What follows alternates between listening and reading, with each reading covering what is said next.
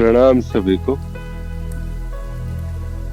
साधकगण ये जानना चाह रहे हैं कि आखिर संतों को किस बात का नशा है और किस बात के नशे में वो इतना निमग्न हुए जा रहे हैं, मग्न हुए जा रहे हैं कि उन्हें अपनी भी सुधि नहीं रहती। वो किस बात की सुध ले आके। संसार तो उन्होंने त्याग दिया है, अपने परिवार को त्याग दिया, अपना घर द्वार सब कुछ त्याग दिया, किसी को भी नहीं अपनाया उन्होंने अपने पूरे जीवन काल में, बस अपने आराध्य अपने आध्यात्मिक मार्ग के अलावा। बहुत हद तक संबंध दिखाई देते हैं तो संतों का संबंध उनके गुरुजनों के साथ में। इस गुरु शिष्य के अलावा उनके जो जीवन काल में कोई दूसरा संबंध दिखता भी नहीं। तो ये तो कोई साधारण सा नशा को की जो है इतनी औकात तो है नहीं। कोई भी नशा 1 से 2 दिन, 3 घंटे 4 घंटे, 2 दिन 3 दिन, चलिए बहुत भारी नशा अगर लिया है तो 1 हफ्ते तक। 1 हफ्ते के बाद तो सारे नशे उतर जाते हैं। ये कौन सा नशा है कि जीवन भर एक बार जो इसने घूंट पी लिया तो पूरे जीवन ये उतरता नहीं है। जब हम इस नशे की बात करते हैं ना, तो ये प्रश्न पूछने वाला जो एक सांसारिक व्यक्ति है, जो संतों के ऊपर इस प्रकार से प्रश्न जो है उठाने का प्रयास करता है, एक बार जरा अपने गिरबान में झांक के देखे ना, क्या आप नशे में नहीं है? क्या आपको लगता है कि आप नशे से बाहर हैं?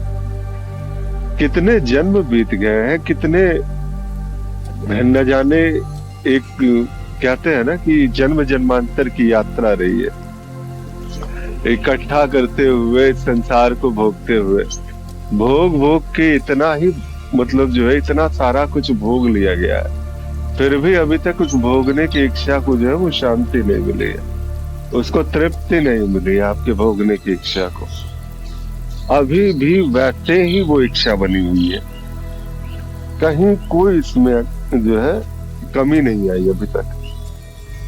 आपका इच्छा तो ऐसा लगता है कि जैसे ये तो बड़ी दिव्य सी चीज है जो आपने इच्छा कर रखी थी, और वो जो नशा है जो जन्म जन्मांतरों से नहीं उतरा आपका, संसार का नशा, और वो संसार का शक्तियों का ये जंजाल जितना भी आपने बुना था, वो इस प्रकार से नशे की तरह आपके साथ में जुड़ा हुआ है कि एक बार ये नशा लग गया तो कैसे कहते हैं ना कि एक बार जब आप नशे में हो तो संसार झूमता हुआ दिखाई देता है। तो एक सांसारिक को जो संसार का नशा है जिसके ऊपर चढ़ा हुआ, उसे बाकी सारे के सारे संत पागल से दिखाई देंगे। ये वही है कि कहते हैं ना थ्योरी ऑफ रिलेटिविटी, कि एक स्थान से बैठ करके दूसरे स्थान को देख रहे हैं। जैसे ट्रेन में बैठेंगे तो ऐसा लगेगा कि बाहर का जो वातावरण है वो घूम रहा है, वो पीछे जा रहा है, और जैसे ही ट्रेन से बाहर निकलेंगे तो वास्तविकता आपको दिखेगी कि ट्रेन वास्तव में मूव कर रही है। आप तो वैसे भी वही के वही हो, स्थिर हो। तो यही है यहाँ पर क्या है ना कि आप किस स्थान से बैठ करके निर्णय ले रहे हैं। संसार से बैठ के देखेंगे तो ये सारा का सारा संत समाज ये नशे में दिखाई देगा। आध्यात्मिक जितने भी लोग हैं आध्यात्मिकता धारण किए हुए, वो सारे के सारे लोग पागल से दिखाई देंगे, वो सारे के सारे लोग विक्षिप्त से दिखाई देंगे। अरे हो भी क्यों ना, अगर आप सांसारिक दृष्टि से देखें तो इतनी अच्छी अच्छी वेशभूषाएं हैं, ब्रांडेड कपड़े हैं, जूते हैं, परफ्यूम्स है, बहुत बहुत सारी चीजें हैं। वो सारी की सारी चीजें छोड़ करके ये अजीब सा फक्कड़ बना हुआ घूमता फिरता है व्यक्ति, भस्म रमा करके, तो कभी द्वादश चंदन का तिलक लगा करके राम राम राम कहता हुआ, पता नहीं क्या मिलता क्या है उसको आखिर इस राम के नाम में। कौन सा रस है ऐसा इस राम के नाम में कि वो उसके पूरा का पूरा घर बार संसार सब छूट जाता है, लेकिन ये राम नाम नहीं छूटता उसका। और तो और आपके सामने भी आएगा तो एक सांसारिक को भी वो राम नाम की जो है धुनी रमाने के लिए कहेगा, अरे भाई तुम आओ तो सही, तो एक बार मेरे साथ प्रेम से राम तो पुकारो। देखो तो सही। बहुत सारे ऐसे हैं ना सांसारिक जन की संतों के सामने अपने बच्चों को जाने नहीं देते हैं। ऐसा भयभीत सा लगता है कि कहीं ये इनका भी संसार न छुड़ा दे। सत्संगों में नहीं आने देंगे, अलग अलग प्रकार से जो है प्रवचनों को सुनने नहीं देंगे, गुरुजनों के सामने जाने नहीं देंगे। अगर सामने गया तो कहीं ये फिर वो पागल न बना दे और संसार न छुड़ा दे। ये जो है ना बड़ी विचित्र सी दशा है इस संसार की। और इस संसार में ही ये संभव है कि ऐसे ऐसे लोग इस प्रकार से सारी बातें बनाए, ऐसे ऐसे कहानियां गढ़ी जाए। वास्तव में एक संत की दृष्टि से ये संसार पागल दिखेगा। एक संत की दृष्टि से तुम नशे में दिखोगे। एक संत की दृष्टि जहां जहां पड़ती है तो वो वैसे ही जो है, क्योंकि क्या है ना कि कितने क्षण भर का एक स्वप्न मात्र है ये जीवन। और ये स्वप्न बस कहने की बात नहीं, यहाँ प्रमाणित सी बात है। और जब किसी के लिए इसका प्रमाण मिलता है ये संसार एक स्वप्न मात्र है, तो इस स्वप्न में जो, अब जैसे आप अपने ही सपने की सोचिए ना, आप हर रोज कहीं ना कहीं कुछ ना कुछ स्वप्न देख रहे होते हैं। उस स्वप्न में अगर आपको पता हो जाए कि ये सपना चल रहा है, इसके लिए भी है, कहते हैं स्वप्न सिद्धि का एक नाम दे दिया गया है। ये ऐसी भी सिद्धियां होती है। वास्तव में ये आपकी अपनी क्षमता भी है। थोड़े से अभ्यास से आप भी शायद जो है उस स्थिति को स्पष्ट आप देख पाएंगे। जिस समय आप स्वप्न में जाग जाते हैं, जिस समय स्वप्न में पूरी चेतना आ जाती है, आपको याद हो जाता है कि आप वही हैं जो आप जागृत में थे। जागृत में जो आपका नाम था, जो आपकी स्मृतियां थी, वो सारी की सारी स्मृति उसी स्वप्न में आपके साथ में उपस्थित हो जाती है। आपको पूरी तरह से पता है। अब ऐसे में कोई व्यक्ति सामने से आकर के लीला कर रहा है, बिल्कुल मतलब विचित्र विचित्र प्रकार के ढोंग रच रहा है।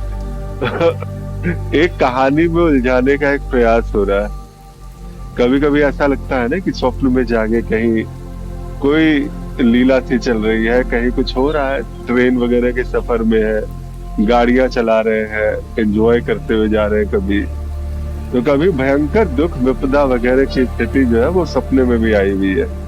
और वहां पर भी इस प्रकार से जो है आपकी चेतना आती है। जब जब वो चेतना आएगी, जब जब वो याद आएगा कि आप वास्तव में ये स्वप्न नहीं है, ये स्वप्न चल रहा है और ये सारा का सारा नाटक नौटंकी मात्र है, तो इस स्वप्न में जो लीला कर रहा हुआ व्यक्ति है वो आपको कितनी भी गालियां दे, कितने भी अजीब प्रकार से आपको बोले, आपको तो हंसी आने वाली है कि ये देखो ये पागल पागल। उसके लिए क्या है, उस स्वप्न वाले व्यक्ति के लिए आप क्या होंगे? आप पागल होंगे, आप नशे में होंगे। लेकिन इधर से जो अगर देखेगा तो वो क्या देखेगा, आप क्या देख रहे होंगे? आप अगर वहां पर निर्णय लेंगे, वहां पर जागृत अवस्था में, तो आपके लिए वो स्वप्न का जो कैरेक्टर है वो नशे में दिखेगा, वो किसी न किसी प्रकार से पागल दिखेगा। ये जो नशा है ना, ये बहुत भारी नशा है। ये मुक्ति का नशा इसे कहते हैं, आध्यात्म का नशा इसे कहते हैं। अगर गुरु के सानिध्य में हो तो गुरु के प्रेम का नशा इसे कहते हैं। अलग अलग प्रकार से इसे नाम दिया गया, अलग अलग प्रकार से समझने का प्रयास किया गया, लेकिन ये समझ में नहीं आता। ये नशा बस हो जाता है। और जिसे भी इस नशे की लत लग गई, जिसने भी सब मुक्ति का स्वाद चख लिया, वो फिर कहाँ बंधने वाला किसी बंधन में। फिर उसे दिखा दो तुम बांध के कि आ जाओ, मैं तुम्हें अब यहाँ पर बांध देता हूँ, मेरे साथ में अब इस तुम धरा में तुम बंधोगे और ऐसे ही तुम आगे चलोगे। इसी प्रकार से तुम्हारी आगे की गतियां होगी। लेकिन वो संभव ही नहीं है। जिसने एक बार उस मुक्ति के नशे का स्वाद ले लिया, वो सदा सर्वदा वो अब मुक्त हो ही चुका। वो इस जन्म मरण के चक्र से मुक्त हो चुका है। तुम्हारे लिए ये स्वप्न जो है अभी भी जारी है, लेकिन उस मुक्त के ये स्वप्न समाप्त हो चुका है। क्योंकि उसकी चेतना इस स्वप्न में आ चुकी है। उसने स्वयं को पहचान लिया है कि वो वास्तव में है क्या। और ऐसी स्थिति के साथ अगर देखा जाए तो फिर यहाँ पर किसी प्रकार से कुछ भी विशिष्ट करने की अब आवश्यकता नहीं, किसी को रिझाना नहीं, किसी को मनाना नहीं। एक भक्ति मार्गी जब इस नशे में होता है तो कहते हैं ना, भगवान का नशा है उसे। और इस अध्यात्म की जो पराकाष्ठा होती है, राम राम राधा राधा, अलग अलग प्रकार से जपन जो है रटन उसकी चालू रहती है। उसकी मानसिक वृत्तियां सारी की सारी अब राममय हो चुकी है, राधामय हो चुकी है। क्या बचेगा उसके लिए संसार के सामने में। और ये कोई नशा नहीं है, ये वास्तविकता है आपकी। बस उसी स्वप्न में चेतना का आ जाना। और ऐसा लगता है कि ये सारा संसार जो है फिर बस उन्मत्त पागलों सा वो भोग विलास के चक्करों में पड़ा हुआ। एक बार लीक से हटकर देखने का प्रयास कीजिए। एक बार जिस मार्ग पर लगातार चलते आए, ठीक है, ये सारा का सारा आपका संसार सत्य है, कहीं कुछ नहीं छूटना। लेकिन एक बार जानने का प्रयास तो कीजिए कि क्या है आखिर ये अध्यात्म। क्यों आखिर लोग इस रस से इतने अभिभूत है, इतने आनंदित है कि इतना सब कुछ संसार में सब कुछ होते हुए भी बहुतों को आपने देखा होगा जिनके पास में सर्वस्व है, संसार की सारी भोग वस्तु सामग्री उसकी पहुंच में, फिर भी कहीं ना कहीं जो है उसे कमी हमेशा लगती रहती है। और वो कमी जो है वो कभी जाने वाली नहीं है जब तक ये, क्योंकि स्वप्न में आप कितना ही बटोर लोगे, क्या वो आपको सुख दे देगी। स्वप्निक वस्तुएं हैं, कभी ना कभी ये छूटेगी। स्वप्न से तो जागोगे, और जिस समय स्वप्न से जागोगे ये सपना भंग होगा। स्वप्न में जो है सारा का सारा जो कचरा आपने जमा किया था वो भी नष्ट होगा। फिर से नींद लोगे, फिर से नए सपने में जाओगे, फिर से कचरा जमा करोगे। वो है ना, बार बार आओगे आसार संसार माही, बार बार संपत्ति अपार तुम कमाओगे। लेकिन क्या है, ये सारी संपत्ति जानी है तुम्हारे साथ में कुछ नहीं है। हाथ खुले हाथ ही जाना है तुम्हें, कुछ भी नहीं। एक सुई तक तुम्हारी क्षमता नहीं है कि तुम यहाँ से लेके जाओ।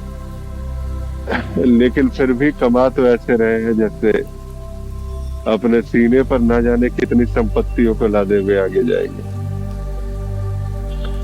ठीक है, अच्छी बात है, कमाइए, भोग विलास के लिए कभी किसी गुरुजन ने मना नहीं किया।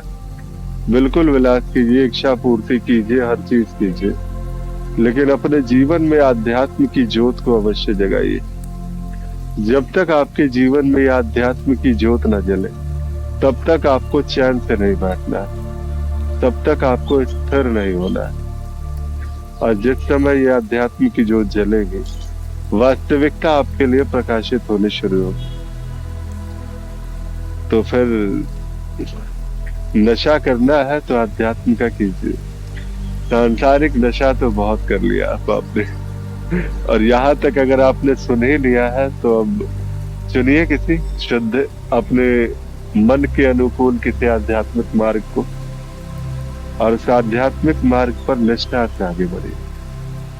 गुरुजनों का सानिध्य पाइए और बिल्कुल निश्चिंत हो जाइए। कुछ भी नहीं बदलने वाला, लेकिन बस आपकी जो दृष्टि है, वो जो विचार है, जिस कारण से आप इस संसार के इस मोह माया के चक्र में पड़े हुए, इन चक्रों से जो है वो मुक्ति मिलेगी। एक नशा ऐसा जो सारे नशे से ऊपर की बात। आइए नशे में। चलिए ठीक है, अभी के लिए प्रणाम सभी को, और बहुत आभार सुनने के लिए। मुझसे संपर्क करना हो तो मैं निर्वाणधाम.in पे उपलब्ध हूँ। तब तक के लिए प्रणाम सभी को।